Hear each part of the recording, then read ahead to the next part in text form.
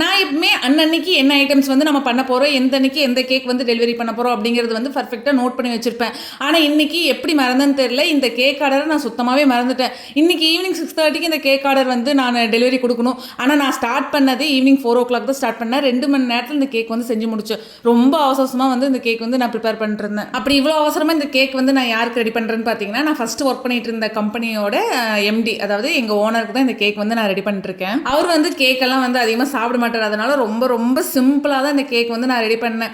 அதுவும் இல்லாமல் டெக்கரேஷன் பண்ணுறதுக்குலாம் சுத்தமாக டைமே இல்லை. முடிஞ்ச அளவுக்கு நம்ம இந்த கேக்கை வந்து நீட்டாக ப்ரெசென்ட் பண்ணணும்னு சொல்லிட்டு அவசரமாக வந்து ரெடி பண்ணிட்டு இருந்தேன். இது வந்து நார்மல் பட்டர் க்ரீம் கேக் தான், வெனிலா ஃப்ளேவரில் வந்து பண்ணியிருந்தேன். அதாவது க்ரீமும் வெனிலா, ஸ்பாஞ்ச் வெனிலா தான். ஆனால் உள்ள 2 லேயருக்கும் ஸ்ட்ராபெரி க்ரஷ் வந்து கொடுத்துக்கிட்டேன். லாஸ்ட் மினிட்ல பண்ணனால ரொம்ப கன்ஃபியூஷனாக இருந்தது. ரொம்ப கஷ்டப்பட்டு இந்த கேக்கே நான் வந்து ரெடி பண்ணேன். ஏன்னா என்ன டிசைன் போடுறதுன்னு தெரியல, எப்படி ரெடி பண்ணுறதுன்னு தெரியல, ரொம்ப கன்ஃபியூஷனாக இருந்தது. எப்படியோ கடைசியில் வந்து கேக்கை சூப்பராக வந்து ரெடி பண்ணி டெலிவரி பண்ணியாச்சு.